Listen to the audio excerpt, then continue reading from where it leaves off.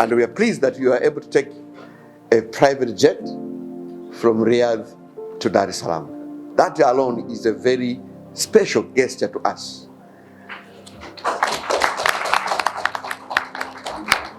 And I wanted to draw only two similarities between Tanzania and Saudi Arabia. Of course, number one is our two cities, Dar es Salaam and Riyadh. Several similarities, let me mention only four. Here in Dar es Salaam, where we are hosting you, both cities, Dar es Salaam and Riyadh, have very strong Islamic cultural and religious influences. So Dar es Salaam is the heart of Islam in Tanzania, especially in Tanzania mainland. And of course, you will have Zanzibar. So that alone gives you a very warm welcome to be able to enjoy Dar es Salaam. Both cities are economic hubs. As you know, Riyadh is a key economic center in Saudi Arabia, as Dar es Salaam is a key economic hub for Tanzania. And of course, you must have seen also the warm climates. I was in Riyadh, we enjoyed a very warm climate, even though by then winter had already started coming in.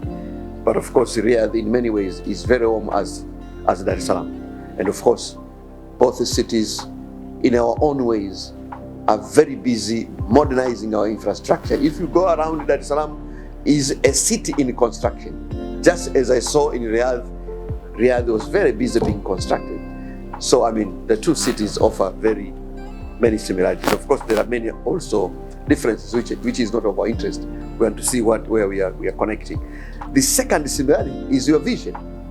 You have the Saudi Vision 2030, many very good things there. And we have learned a lot when you are developing our own Vision 2050. But two things. Our Vision 2050 is about prosperity. Just like Saudi Vision 2030 is also prosperity for Saudi people going forward. And of course, the second one, you want to see that Saudi Arabia becomes a vibrant heart of Arab countries. We also, in our vision, we want to see Tanzania becoming a vibrant heart of Africa. So you can see that our two visions are also very much connected. We take your delegation very seriously. And you can see what is the evidence for that. And if you're looking for areas to invest, the presence of ministers here will tell you. We have the PS for agriculture. I don't know where he is. Yeah, he's here, but maybe he has just gone out briefly. But the permanent secretary of the agriculture is here, which means that agriculture is one of the big potentials for investment in Tanzania. You'll see the Minister for Transport. So the issues of transport logistics is a very key investment area here. So talking about ports, Dar es Salaam Port, Tanga, Mtwara, and we are in the process of putting up a new port in Bagamoyo, which is also a hub for special economic zones. So the Deputy Minister is here, but also DG for TPA, Tanzania Ports Authority, is there. And we have the Deputy Minister for Energy. So energy is another very potential area for investment here, which is why she's here. And of course, more important, the Minister responsible for industries is here. So manufacturing sector is key for Tanzania. We want to, so our vision is proposing that we bar export of our raw materials outside the country without being value added in the country. And this is the guy who is taking care of that particular portfolio. So the presence of these ministers tells you the direction that this country is taking in terms of investment. And of course, we have the Minister of Investment from Zanzibar. Zanzibar is our also key investment hotspot, as you will see when you meet our president this afternoon. So we take your delegation very seriously, which is why we have brought a very powerful delegation here. Our parliament is in session. Usually, if the parliament is in session, ministers here are also members of parliament. We are not supposed to be getting out, but we have been given special clearance to ensure that we are here to meet you. So that is how important we take your presence here. Now, as the chairman said here, and of course the previous speakers, Tanzania and Saudi Arabia have enjoyed uninterrupted many years of diplomatic relationship. Our countries, our leaders, very friendly, very warm relationship. What is not happening is that kind of relationship has not translated into economic benefits for our people.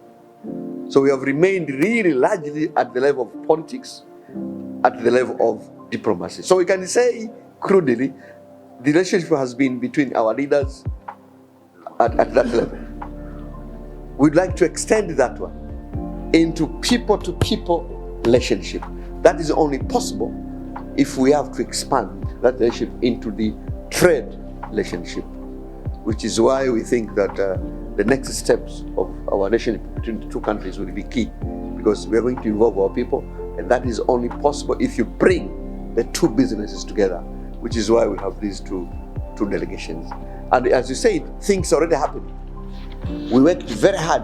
I was once a minister for industry and trade, and one of my very big preoccupations by then was to ensure that we access the market of Saudi Arabia with our meat. Tanzania produces very good meat. That was not easy, but I'm so pleased that after many years of negotiations, now the Saudi Arabia market is open for Tanzania. And already, just in the last 2 years, we have increased the export of meat from this country from around 6 million USD to already 12 point something million USD. So I think we are making progress, and we hope that this kind of interaction is going to open more doors. So that is very important. So what are we offering? This is something that our technical team is going to tell you later and during our discussions. But critically, Tanzania is committed to improving our business and investment environment. And this is being championed by Excellence herself, which is why even the minister responsible for investment, she places in her own office.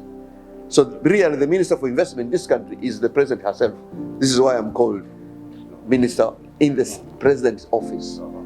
So it is that much serious, and the president is working very hard to ensure that our investment environment improves.